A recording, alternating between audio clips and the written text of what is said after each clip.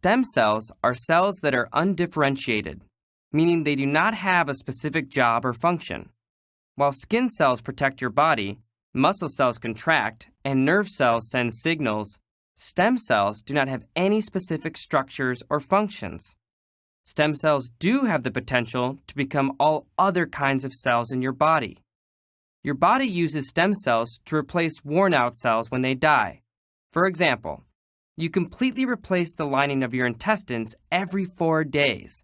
Stem cells beneath the lining of your intestines replace these cells as they wear out. Stem cell researchers are working hard to find ways in which to use stem cells to create new tissue to replace the parts of organs that are damaged by injury or disease. Using stem cells to replace damaged bodily tissue is called regenerative medicine. Kanina po, nagpa-check up ako sa ospital, ang sabi sa akin, inborn yung sakit mo. Hindi siya yung normal na nakuha lang sa pagkain. Tinignan ako ni doktor, sabi, sige, ano ka namin, angiogram. Yung sinilip na, sinulat niya. Sabi niya, ito ang puso mo.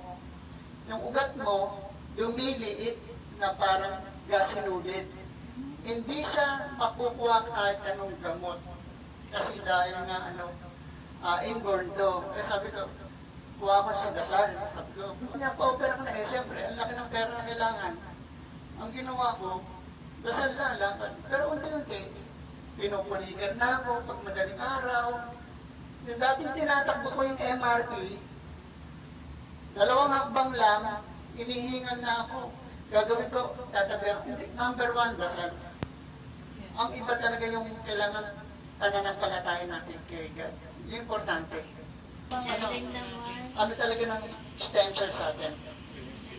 Talaga, the best ng stem cell. Kaya, alam niyo po, may testimony pa po, yung sa kuya ko po, kasama ko sa miss ko. Tinakbo po sa Osman Hospital. Bubutasan daw po. Sabi ko, ma, magdala ka ng stem cell. Dalawa lang dalang. Dalawa. Sabi ko, ano ba ang gagawin siya? Bubutasan daw ako kasi nagbarado na raw yung ng kuya ko. Puro uso. Gabi, pinunta namin. Nagdala kami. I-take mo to. Dinilagay namin sa ilalim ng nila. Yung isa, bukas ng umaga, pagising mo. Alam niyo po ba kinabukasan? Miracle po, hindi na po binutasan ng kuya ko. Pinalabas na. Alam niyo po, 4 years na ngayon, napalaboratory yung ipag ko, ibabalik na lang. Walang problema. Dahil sa crystal cell. Siyempre, dasal. Yan nanto po, 95 years old na po.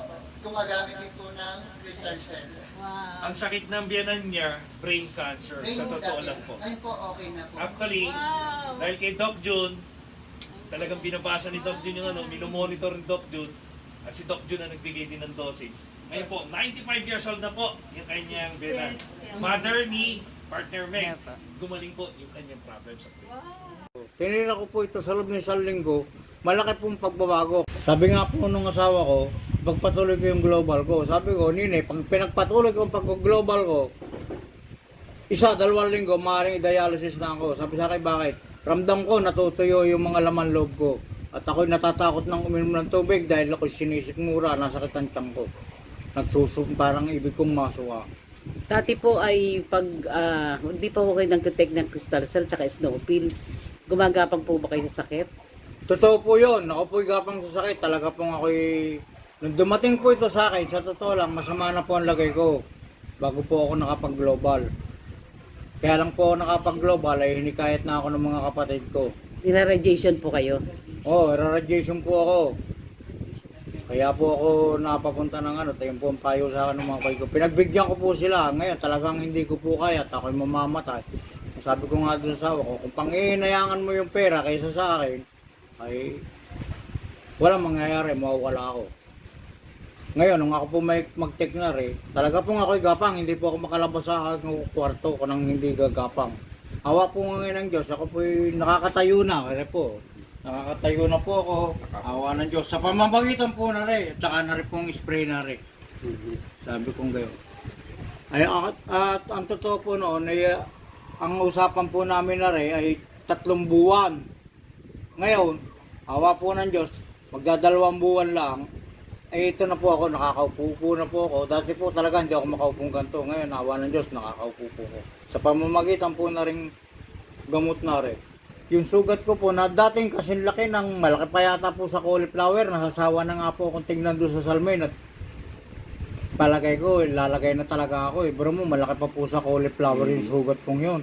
Nung mag-take po ako nito, ang sugat ko po gagadaliri na. Malaki po ang pinagbago dahil yung nga po sabi ko sa inyo, ang sugat ko po eh, kita ko sa salmin, sinisilip ko. Halos yung kasing laki na ng cauliflower eh. Sa inyo po maliit na. Awa po ng Diyos, nung ako mag-take nito, isang daliri na po ang sugat. Amen. Ako po si Estrella Manzuela, taga Lopez, Quezon po, Philippines. Ako po ay dumaranas ng karamdaman, hypertension, sakit po sa puso, allergy. At may pagkakataon kong hirap na hirap ako. Talagang papasok na naman po ako sa ospital.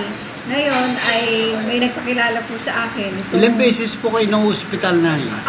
Ano po, sa kalahating buwan, baka po mga 3 beses ako yung ospital. Opo.